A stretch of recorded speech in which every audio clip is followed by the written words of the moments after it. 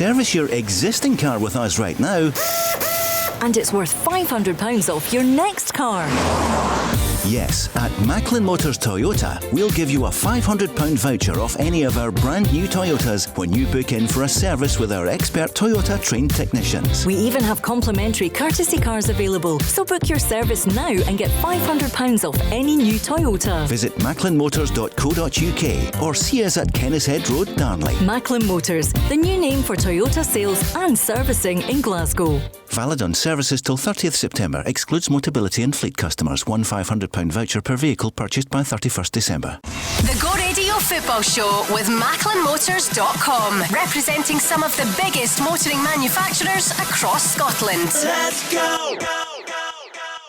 Well, the draw was made today for the next round in the Champions League qualifiers. If Rangers go through against Union SG tonight and next Tuesday at Ibrox, they will face either Monaco or PSV Eindhoven.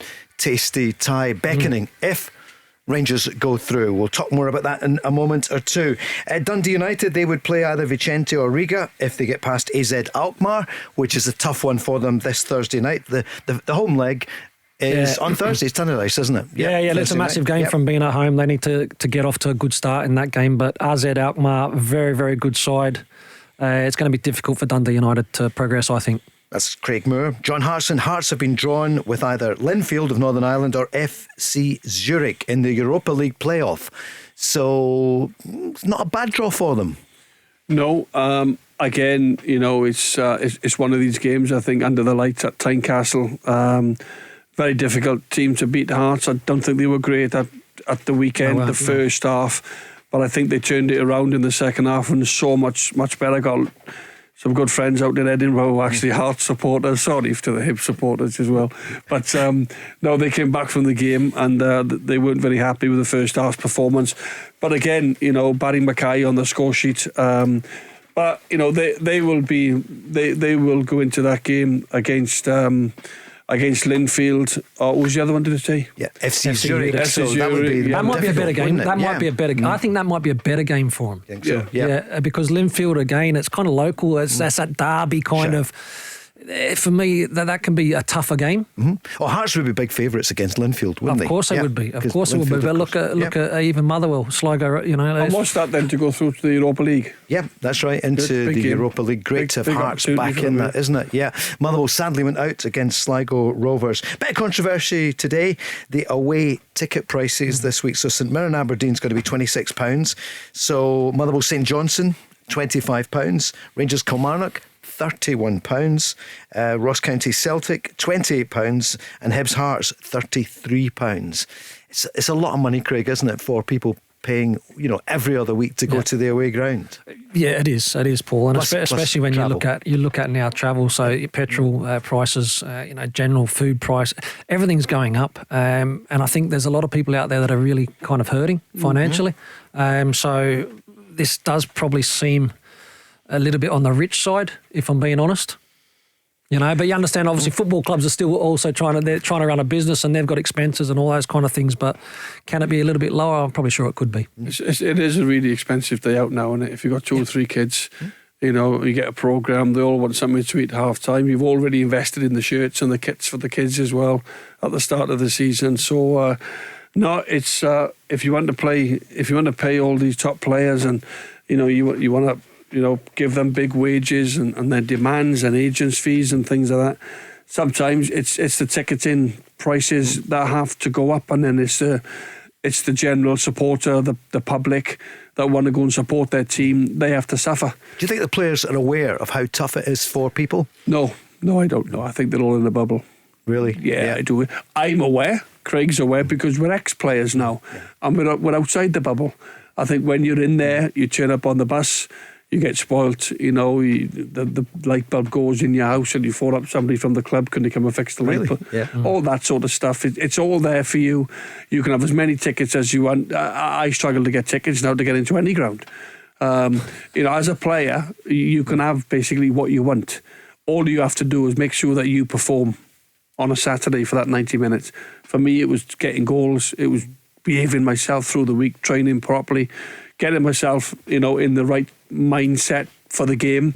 And, you do get lost in it all, because even back when I signed for Arsenal at 19, Arsenal at 19 years of age, West Ham playing in the Premier League, Wimbledon, 7.5 million at 21 years of age. I'm like, well, I'm in a bubble. Yeah. Mm-hmm. If that happened to me now, Paul, at 47, then I'd deal with things so much different, and I'd be wiser and things like this, wiser to people, wiser to everything, wiser to my money, wiser to... the money was coming in, John. Unbelievable. But I think footballers now, not sounding disrespectful, I'm not saying all of them, but I think a lot of players are in a bubble because their sole focus are winning for that football club. Craig, was that your experience? I think the bubble that John speaks of is probably a really good way to explain when you're a professional footballer. You've got to be quite ruthless and selfish to be a professional, and that then with that bubble, you block off a lot of the noise outside, and you maybe you don't pay too much attention. So. And tough with the family sometimes as well, because you need to get your rest. Of course. I mean, want noise. Absolutely. Kids running around. Players can be an absolute nightmare, because again, it's about them, and it's about them getting the best preparation that they need for that game. So, it can be tough all around. I'm not saying that the players don't understand, but they're kind of you protect yourself, I guess, from all that outside noise, because you want to make sure that you're primed and ready to go every time you walk out onto that pitch for your football club. And also, Craig, the club don't want you worried about season tickets and what prices are. That's not your responsibility. You have nothing.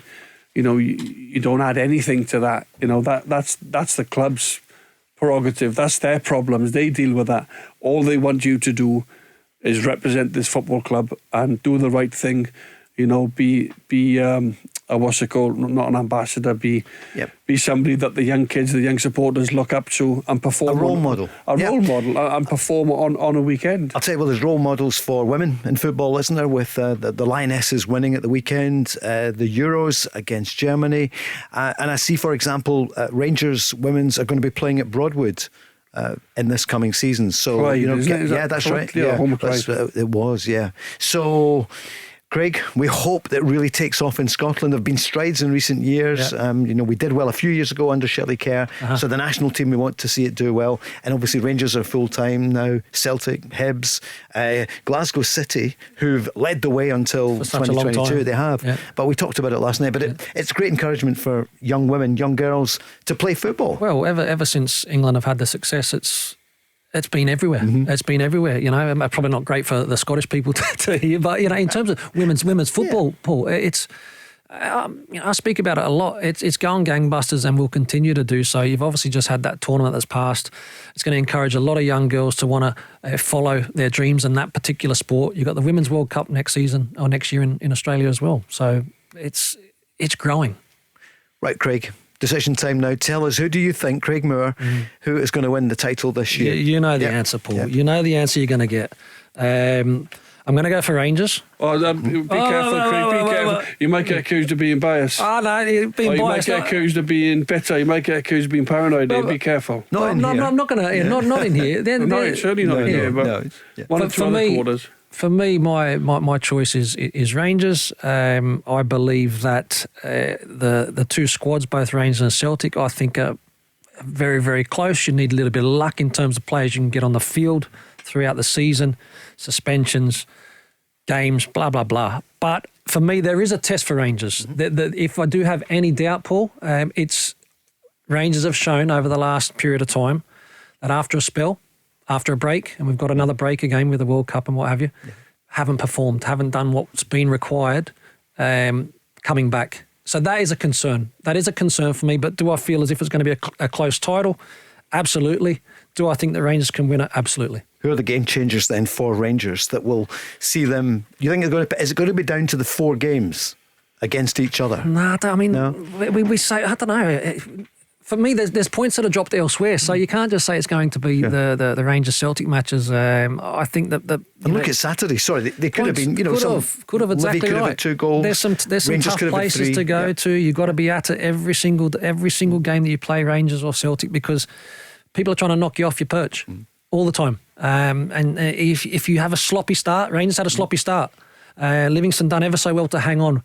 Once that bubble burst, you expected Rangers to go on and win, but there's been other occasions, John, and you would have played in games where you just know you have this feeling that you keep pushing and pushing and pushing, and it's not going to happen. That's when you drop points. Well, the thing is, as well, what I would say, Paul, is you say who are the game changers. Mm-hmm. You know you can trust Kyogo. You can trust Carter Vickers. You can maybe trust Taylor, O'Reilly, McGregor. You know they're your big players. They're the ones who play all a week. You're full Booner on the teams. Full Booner. It's the other ones. It's the other ones. Yeah. It's one or two maybe that you're thinking, can they step up? You know, who's going to go alongside Carter Vickers, centre half row? Stephen Welch was excellent at the weekend, scored after 3 minutes. And by the way, it was good to see Celtic score from a set piece. Yeah. Excellent. You know, he attacked the ball. O'Reilly with the absolutely. Cross. Yeah. So you know you can depend on your big players. It's the ones, Joe, it's the ones who come in when there's a little injury here and there. These are the ones that have to step up. Yeah, and can I also throw in one thing? Full Booner. No, Full Booner was a good shout. Good shout. There's a World Cup to be played in the middle of the season. You know, so you're speaking about a Kyogo, Maeda, Hatate. Yep. These are players that are going to play for Japan, of course, in a World Cup. Yep.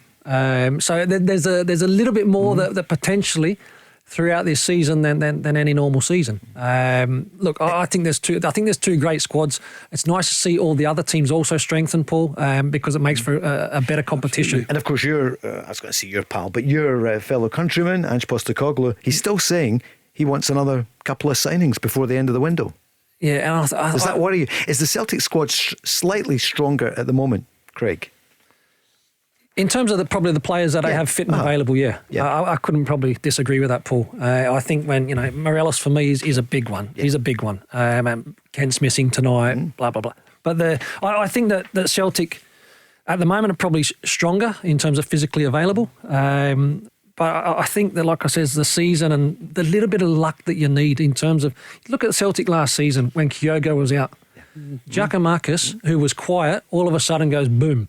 Now, if he didn't have that period where he was come in and started scoring goals, then maybe he was under a little bit of pressure. Maybe Kyogo then becomes a bigger miss than he actually was. Yeah. So you need players to step up at the right time throughout a season as well. I think when you talk about Ange maybe saying that, maybe like 2 or 3 more, Ange and his recruitment officer and his staff, they will be leaving the training ground and going straight to the video room. And they will be getting now videos, requests, emails, telegrams from agents and other managers saying that this player is available. They will go through everything in terms of trying to maybe just, can we get one more? Managers are never happy. They're never really satisfied. They almost want 2 players for every position. So what Ange will be doing, somebody might just catch his eye and he might just go, Peter Lowell, can we do anything? Can we mix something around?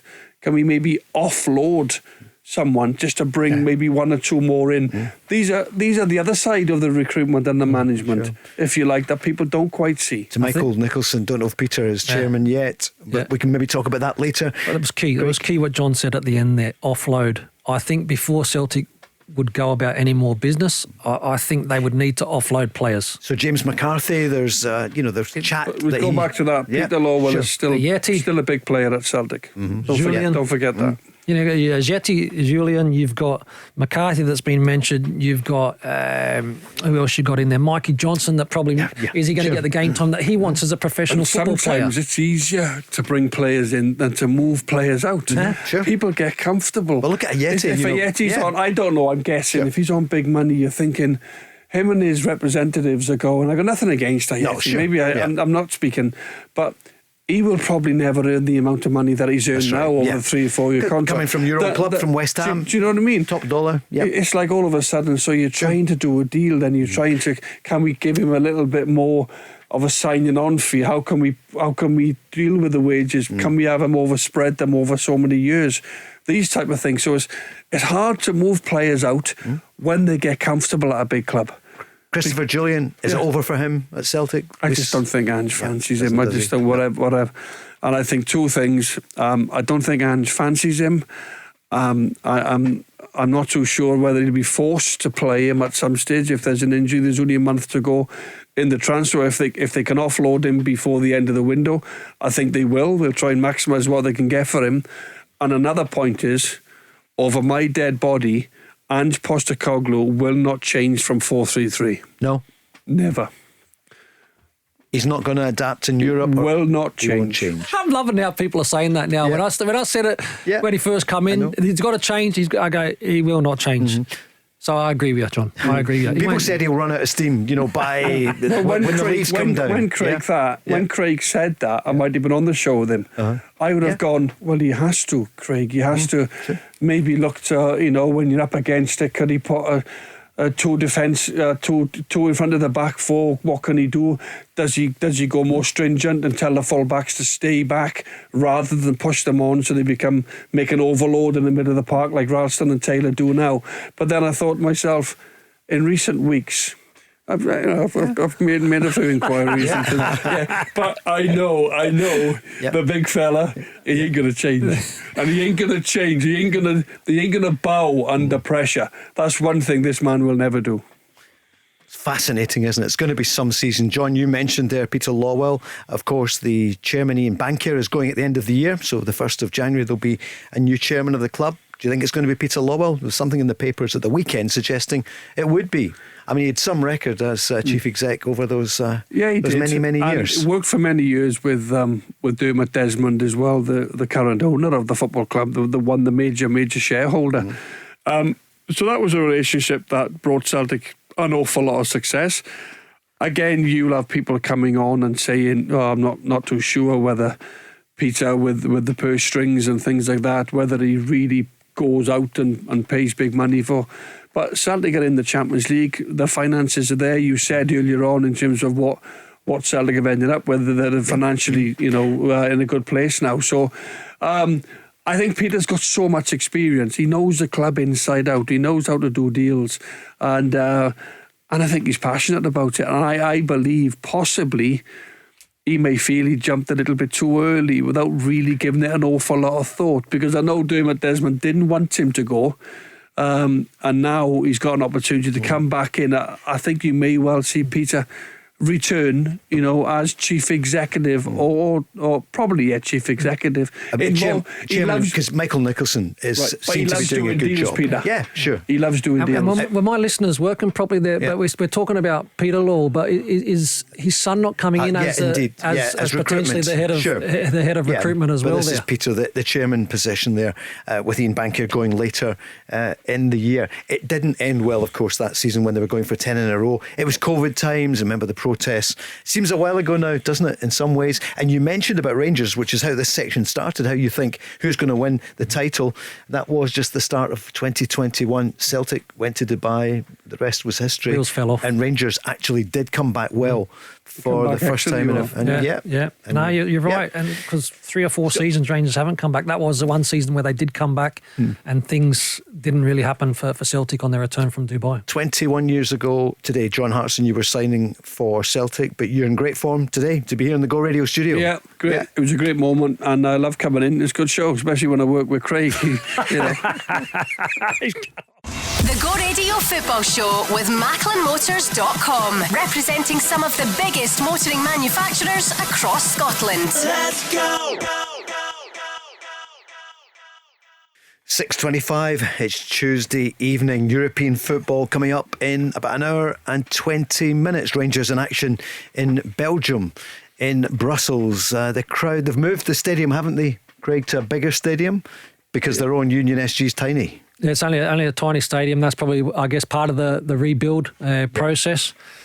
So that's a neutral venue then, and a bigger opportunity for Rangers, Paul, I guess.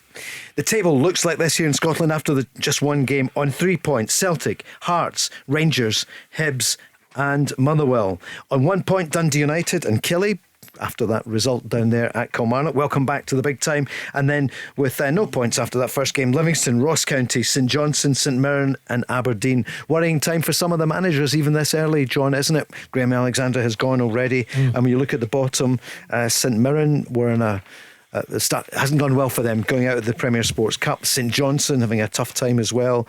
And Hibs, although they got the win at the weekend, Lee Johnson's found it tough. Yeah, and listen, everybody wants to win, don't they? It's a winning business. You know, Martin O'Neill always used to say to us, I'm only 3 losses on the spin away from certain people in the crowd saying, well, you know, crisis, under pressure. You know, you've got to win. That's especially the bigger club that you're at. But now it seems to be, you know, you lose 2 or 3 games and you go on a little bit of a barren spell. Your strikers might be having a nightmare. They might be hitting the post. The goalkeepers might be doing well against you. But still, you know, you're under pressure because chairman and chief execs and the financial side of football, they start worrying. We've ploughed this amount of money and we expected a better start. So straight away, you know, a lot of managers will be feeling not so much under pressure. I don't look at the table up until about 10 or 12 games. Yeah. I know I said earlier that first game, September the 3rd, will give us a little gauge in terms of where. That's still a little bit early. I think there's only 4 or 5 games before that game actually happens. But I don't think it really starts taking shape. I think a new manager coming in, I think he needs a good half to a full season just to get his team, you know, in some sort of shape and his philosophy and to put his own stamp on that particular team and club. Craig, with the World Cup coming November into December, this is going to be a season like no other. I wonder what the effect will be. There'll be so many games between now and then that 4 or 5 weeks break. Yeah, no, it's interesting, Paul, because we don't know. We don't know what the effects are going to be on players. We don't know what the break is going to mean to potential players that are actually at that World Cup, the ones that have actually then had a proper break. Very, very interesting. You know, it's the first time it's been played at this time of the year, which I think will throw a surprise winner at the World Cup as well. Let's hear a wee bit from the CEO of Qatar 2022, our colleague Jim White from TalkSport. He was there just a few days ago. He flew out to Qatar and he spoke to the CEO, Nasser Al Khater. People need to recognise that Qatar is the safest country in the Middle East. That's number one. It is top 10 safest country in the world. So people need to consider this when they start making statements about their safety or worry about their safety. These numbers or this classification isn't out of nothing. It's out of the fact that Qatar values the safety of everybody in Qatar as their first priority. That's something that I need to state loud and clear. So fans have nothing to worry about. People of, you know, whatever race, gender, sexual orientation, nationality will feel safe when they come here, and we welcome them to be here. Craig, good to hear that no matter the gender, the race, the sexual orientation, they'll be made welcome in Qatar. I think that's a must when you host a World Cup. You know, you want to attract from people from all different backgrounds from all over the world to come and enjoy what should be an amazing spectacle. So, you know, it's pleasing to hear. Look, Paul, I mean, we've got to be honest, there still will be some people that won't travel. For their own personal reasons. But I mean, look, I've played in a couple of World Cups, you know, and I've been in Brazil for a World Cup, South Africa for a World Cup, where I guess notoriously dangerous kind of places. And everyone has been well behaved and enjoyed the spectacle. And again, sometimes, John, like in that bubble in the team environment, you know, the South African one, unfortunately, found out that we'd lost one of our security guards that was called away to an armed robbery and lost his life. And again, as a player, we had no idea. Sure. They can. They are saying it's going to be very, very safe. I think it's a huge challenge. It's really positive, actually, what the gentleman said there. But it's going to be a huge challenge because what you have is in Doha, Qatar, the one country. I know it's a big country, but you're going to have 8 state-of-the-art stadiums. And you're going to have 32 teams that are going to compete. Yep. So the people that won't make it safe are the idiot football fans who go and cause trouble. And I think we're going to hear about the alcohol and the drinking and everything else. There's going to be certain areas where people can drink. Now, sometimes that can make it unsafe. That can make people, you know, not go, not travel. And it's down to a lot of the supporters to go and embrace it and to behave. That's what he's asking. Now, the Qatar people are generally looking forward to it. It's a safe country in general. Those numbers, he's not just come up with those numbers, by the way. Of course. He'd have looked at all the different countries and said, well, Qatar is the 10th, is in the top 10 safest countries in the world. So it's down to the supporters to take it on board and behave themselves. And alcohol plays a huge role in people misbehaving. It's the root to all evil. It is. We all like a drink, Paul. But at the end of the day, it's going to be down to the supporters to behave. The Rangers team in a moment or two. Let's hear a bit more from the CEO of the World Cup 2022. I mean, like any other country in the world, yes, Qatar, alcohol is available. However, Qatar being a conservative country, it's not as readily available as, let's say, London or Paris.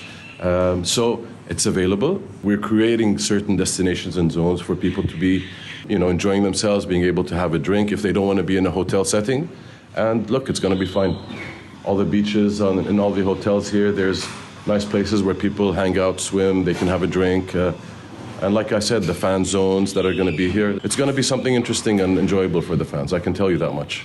And we just wish we were there. Your fellow countrymen will be there. John Hartson, Craig Moore, some of your friends will be there as well. More about that later. Thanks to Jim for that. Here's the Rangers lineup for tonight.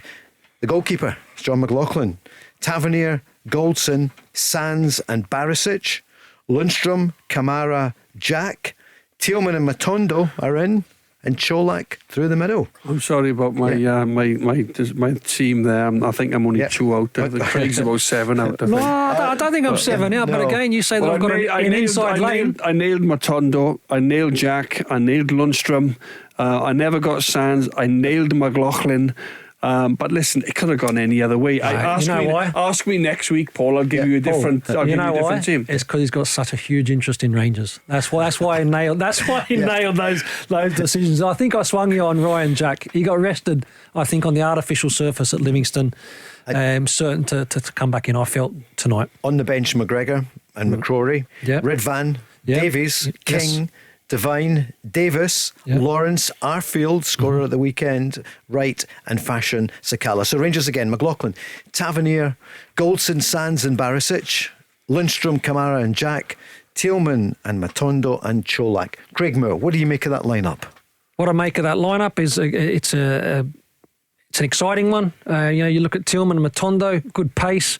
You look at good stability in the middle of the park, and I think it's safe, if I'm being honest, in terms of Jack, Kamara and Lundstrom. Or Lundstrom could play as a centre half, and Sands in the middle of the park. So there is a little bit of flexibility there. But again, away from home, I think it's important that you're able to have a presence in the box, which Cholak will give you, and to have the trickery and the speed in the wider areas. Thielmann and Matondo give you that. So no issue whatsoever. Giovanni's choice, starting 11. Look forward to them performing.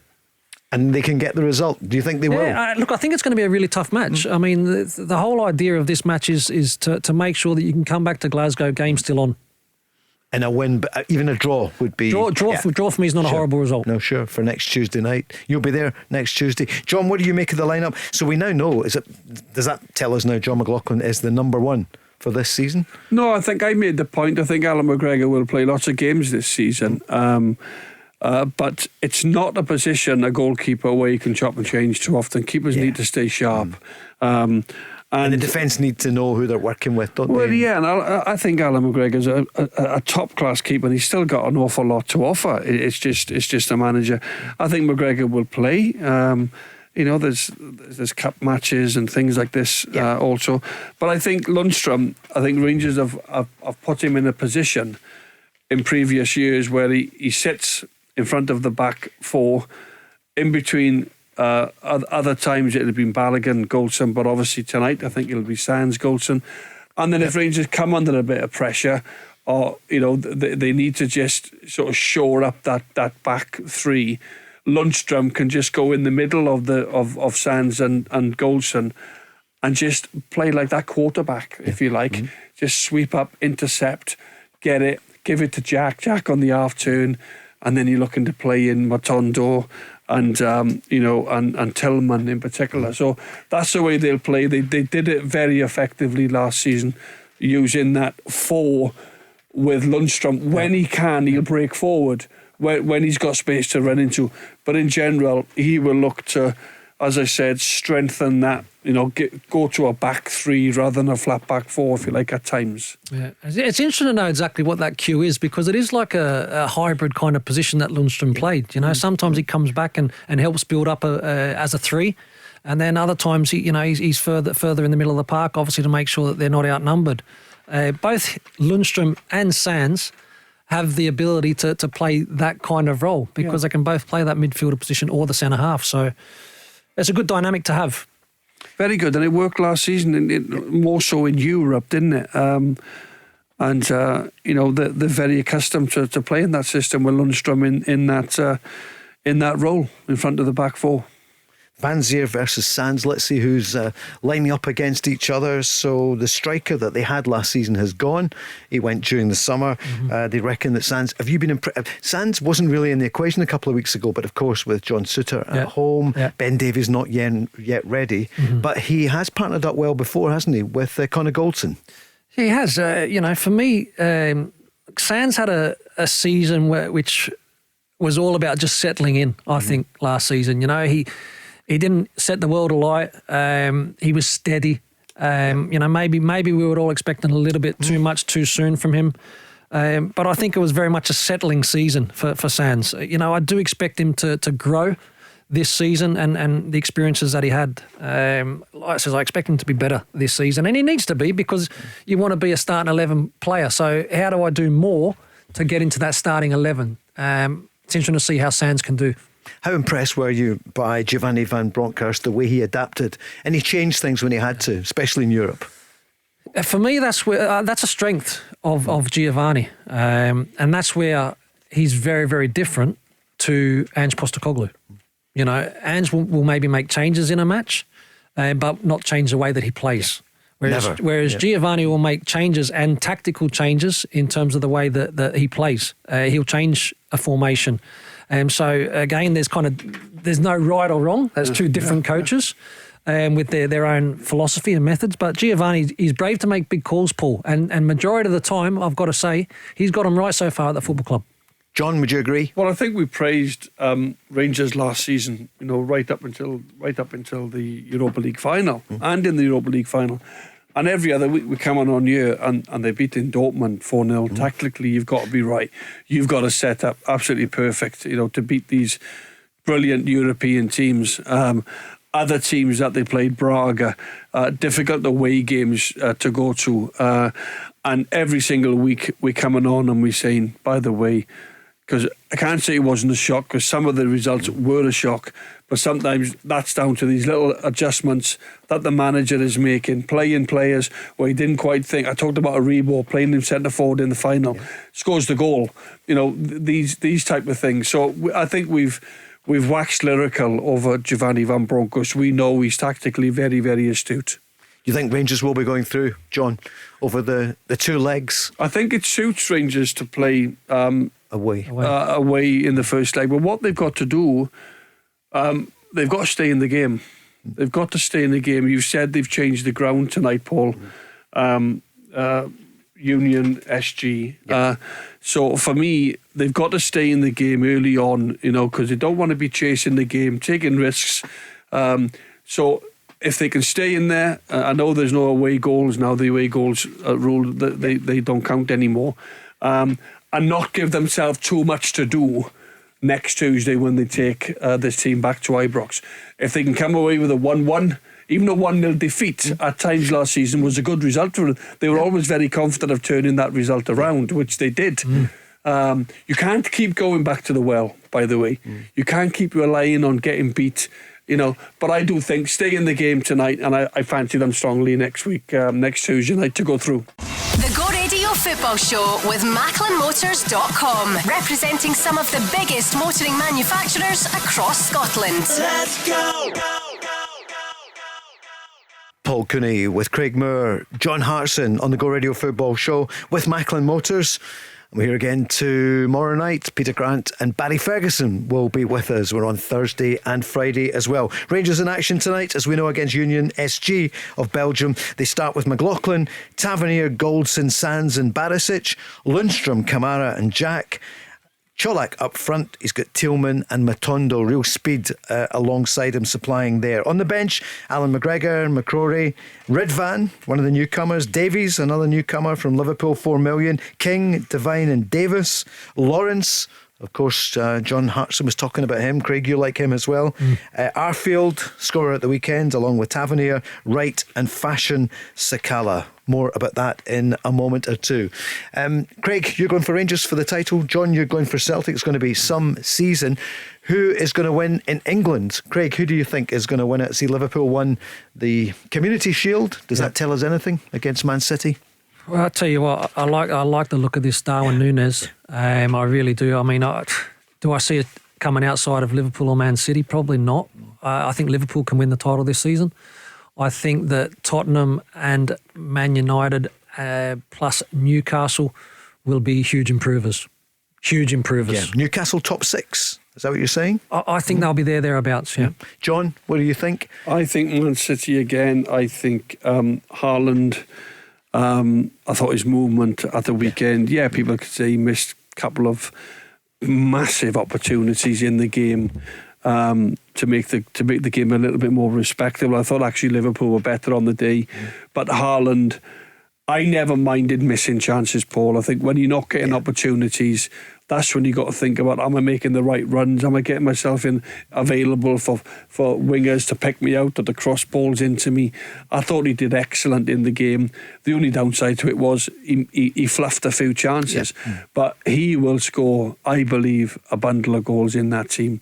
With the likes of De Bruyne and Mahrez and these other Grealish. If Grealish steps up, I think Grealish... A lot of speculation about Grealish, so maybe it was just paper talk about not performing. I think when Grealish was at Man City, he was the main man, wasn't he? He was the goal, wasn't he? Yeah. Go get on the ball, Jack, and make things happen for us. And he was playing with a swagger. He was playing with a lot more confidence. Yeah. He looks as if he feels a little bit, do I belong here? And that can happen, John, can't it? Am I as good as De Bruyne? Am I as good as Mahrez? Am I as good as Gilberto Silva and these type of guys and Rodri and these? He just looks a little bit, low in confidence for such a confident boy. But he surely needs to improve his performances because he haven't hit the form that he was like at Villa, at City. Sure. Mentioning Villa, John McGinn, Scotland player, is the captain. Good move for him and brave by Steven Gerrard. Yeah, but I mean... in respect of taking... I mean, look, we continue. I look at, John's performances for the Scottish national team and the way he conducts himself and his energy. And he's always dangerous. Like I says, he's always a 7.5 out of 10. He's just so consistent. He, for me, he's aggressive enough. He's got a great attitude. He's got goals. He's got important goals in his locker as well. So it's a big job, and be interesting to see whether or not now with the armband, whether he can then develop. We look at Callum McGregor, for example, given the armband at Celtic, and everyone's talking about the improvement to his game and his maturity and all that sort of stuff. Is the same on the cards for John McGinn? Yeah, well, John, I think the captain of Premier League side would be a big honour for him, and you have to take it off. Is it Mings? To take it off Mings, and that's a big call because Mings is going to play most weeks. Your big centre half to give it to a midfielder, but John's obviously done well. He's earned his stripes, and I like John. And I'm going to say something now as well, Paul. I'm not too sure how true it is, but I think Celtic could have signed John McGinn. The word is for 4 million, 4.5 million. That's what I'm hearing back before he went down to Villa. Yeah. But I don't know what the situation was, but Celtic could have had him a very, very good price. Yeah, it was a steal. People thought he was coming. I don't know how true it is. I don't know whether there was any... I think you're right. I don't think there was any... I don't know about bids. I'm not contrary to what exactly was, but the saying goes, Celtic had coughed up that little bit more. Sure. Because I think he's a Celtic fan as well. Oh, sure it is. I mean, the family are, of course, and his grandfather was chairman of Celtic. Sometimes, Paul, you just miss out on one or two. You can't get everything right, you know. No, that's one that got away from Celtic. Craig, who's coming up from the Championship? Who's it going to be at the end of this season? Interesting one. I was looking at Inverness didn't get off to a winning start, or did they? They drew with Queen's Park. Partick Thistle got off to a great start. They were 3 up against Dundee, and of course, a bit of needle between those two because Partick Thistle being put down for the Championship. Remember, in that COVID year. I do. Yeah. No, but look, it's the Championship's always a tough one to call. It really is. You know, there's so many good teams in there. You know, Partick Thistle, again, I'm kind of remember them as a Premiership side, you know, periods in my time as well. So a lot of clubs with lofty ambitions will be desperate to get back into the Premiership. And I just see it being highly competitive. And we talk about the top flight going to the wire. Championship's going to go right to the wire. No doubt about that. If you had to put, would you say, is it Dundee, you reckon? Partick Thistle, Queen's Park? Well, Dundee, Inverness. They had a poor start, didn't they, last week? Dundee? Yeah, they had to fight back again. They were 3-2. They lost to Gary Partick Boland. Thistle. Yeah, Gary Boland. I was actually speaking to the chairman up at Glen Eagles on the weekend there. Big gentleman called John. Were you up there again at the weekend when you're playing? Yeah, I get a few invites up there. Good life. Paul, So, John, who's your bet? Who's going to come up? Who's going to come up? Automatically. Who do you think? I think it'll be Inverness. Do you think so? Yeah, I do. Okay, I do. Yeah. I think Inverness. Strong club. Okay. Just missed out last season, didn't they, on the playoffs? Yeah, they did. Yeah, they fell away at the end. I think they'll be there or thereabouts this year. Look, I'm just looking at it, Paul. You look at it. Wraith Rovers, Dundee, Arbroath, who were unbelievable last season. You know, who's to say that Cove Rangers can't continue the good work that they've done? It's just so competitive. Inverness, Dodsey had a great start last season. Great start last season. Then you're right, John. They're a strong club. They should be in amongst it. John Robertson's up there as well. The best of the rest. Out, Queen's Park have got to be right. I mean, I know their progression has been rapid, and if they were to go, they may be a little bit quicker than what they anticipated. But you know, they're the last couple promotion. So at the top. Back to the Premiership, you reckon it's either going to be Celtic or Rangers and Newcastle Rangers, then Celtic. Hearts third. Can anyone challenge them? What about Aberdeen? Is the feeling that Jim Goodwin got almost an entirely new team? Craig, what do you think, first of all? Who's third? I would agree that Hearts are third. Hearts are going to be third again. John? But I think in terms of, you mentioned Aberdeen, I think the challenger, that third, fourth position, I think will be Dundee United. You reckon? Yeah, Jack Ross, Stephen Fletcher in there. Can you get the goals out of Tony Watt? John, what do you think? Who's going to come third? Hearts. I think Hearts. I think they're the stronger out of the rest of the pack, other than Celtic Rangers. And then I think Dundee United, Jack Ross probably felt he might have seen the game out at the weekend. Kilmarnock equalised. They had a man sent off, didn't they? Dundee United. John, was it Harks? Wasn't it the boy Harks? The American, Saw that. Dylan Levitt got his goal. That's been a good signing, isn't it? He's got a great goal against Celtic at the back of the last game of the season. Last year, what a strike that was up at Tannadice. The night Celtic clinched the title. So then I think Lee Johnson at Hibs, can he turn things around at Hibs? And they should be up there challenging, shouldn't they? They should. Jim Goodwin, Aberdeen have got to improve. You look at last season with Stephen Glass and Scott Brown and everything else, and there was big aspirations for Aberdeen doing really well. So again, a huge club, Aberdeen. So for me, I think it'll be Hearts, Hibs, Dundee United. Who's going down, John? I hate to ask you this one because it's a negative, but who do we think? We know the content. Well, we don't know for sure. If you want to alienate yourself now against a manager in the Scottish, do it now. If you want to completely alienate yourself and everybody on the training ground, all the players of that club talk about you tomorrow and call you what you are, this, that, you don't know this, you don't know that. Say it now. Who's going to go down? Listen, hang on. So you've just given that speech, and then you're going to give us a team? But you know what? I'm not saying it's such a tough one to do. It's tough to call because they pin it up on the wall. I know. I didn't ever love that one. But they can use that for motivation. They can use that for motivation for their season to try and stay up. Who's going down? I'm going St Johnstone. Are you? Do you think it's just? It was a terrific team, 2 seasons ago. And again, I just think you're right. I mean, the success that they had, the double cup success, it's hard for a club like St Johnstone to keep a hold of their players. Last season, they felt that. We're another season in now. I think it's a really, really tough job for Callum Davidson. Mate, I'm happy to put this long neck on the line, John. No problem.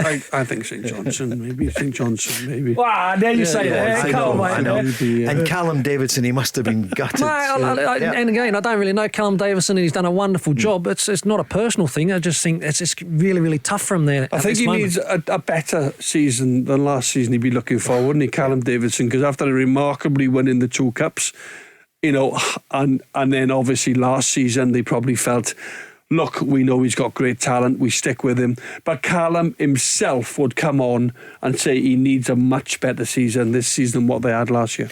Well, we've just had one day of the new season in the Premiership. Celtic after that 2-0 win. Here's the manager's reaction. Yeah, not too bad. I thought we started the game really well. First sort of half hour, we were really in control and aggressive. I thought we got a bit slack towards the end of the first half, and our passing got a bit lax, and we weren't sort of as aggressive in our press. And then I thought second half how we addressed that. Yeah, overall decent performance. Thought we were wasteful in front of goal, or we could have been a bit more clinical. You know, you can be patient, but, you know, if the chances are there, you take them as well, you know, and then the game changes. So, and I thought they were good chances. And like I said, I thought we were a bit wasteful at times with our decision-making in front of goal. And, you know, it's an area, obviously, we know we score goals. We've got goal scorers, you know, right throughout the team. But I just felt today we just lacked a little bit of, you know, decisiveness in front of the goal. John Harson, job done, though. 2-goal victory. Yep. A clean sheet. Fans going away very happy, unveiling of the flag. A win is very, very important. They won against against an Aberdeen team that would have gone to Celtic Park. Their first game as well. They'd have had a good pre-season. Jim Goodwin would have got them up for the game. But Celtic, it could have been 4 or 5. And said they just lacked a little bit of decisiveness. That's the word. Just that final ball, that cutting edge. And he's not looking to scrap home and win 1-0. He's satisfied, but he's not going home thinking, you know, that's it for me. He still wants better. He always wants more. He wants 4, he wants 5, and that's the demands he puts on the players. Postecoglou. Rangers kicked off their challenge to win back the title at Livingston at lunchtime, a 2-1 win. Well, in the end, of course, really happy with the points. The start of the game wasn't good from our side. You know, we didn't look sharp with the goal against us, so that took us out of the game. We didn't play our normal game the first half, especially when we had the ball, not taking the right position, not taking the right zones in the right moments. And second half we did much better and created a lot of chances to score. In the end, happy with the 2 goals we scored, because it means we have 3 vital points first game of the season. Good to get it out of the way on the artificial surface. Yeah, sloppy start. Paul conceded Route 1 goal, which wasn't good enough. But pleasing thing for Giovanni and his team was what they found, the character to be able to not only get the equaliser but get that winning goal. Important 3 points. And a really good win on the back of Livingston is a problem for most teams. Yep. You know, on their pitch, because the players are brilliant on it. Yep. So that's a game that nobody likes to go, and so Rangers have negotiated a win on a tricky surface. What about tonight, John? In a words, Rangers, what's the scoreline for you? What do you think, Craig? I think Rangers will be delighted to take a draw and then take them back to Ibrox next week. As Craig has already alluded to several times on the show tonight, this is going to be a hard game. You know, this Belgium team, second last season to Club Brugge in the Belgium League, they're a good outfit. So I'd say Rangers will be delighted with the draw. Craig Moore, what do you reckon tonight? Score draw 1-1. 1-1. I'll keep it short and sharp. I think that it's a tough game. I think if Rangers can get back to Ibrox with a draw, I think it's a fantastic result tonight. It's been a quick 2 hours. Thanks very much, Craig. You'll come back next week. John as well. Thanks, Paul. Tomorrow night it's Peter Grant, Barry Ferguson and myself. After the news, it's Joe Kilday. The Go Radio Football Show with MacklinMotors.com, representing some of the biggest motoring manufacturers across Scotland. Let's go! Service your existing car with us right now, and it's worth £500 off your next car. Yes, at Macklin Motors Toyota, we'll give you a £500 voucher off any of our brand new Toyotas when you book in for a service with our expert Toyota trained technicians. We even have complimentary courtesy cars available, so book your service now and get £500 off any new Toyota. Visit macklinmotors.co.uk or see us at Kennishead Road, Darnley. Macklin Motors, the new name for Toyota sales and servicing in Glasgow. Valid on services till 30th September. Excludes Motability and fleet customers. One £500 voucher per vehicle purchased by 31st December.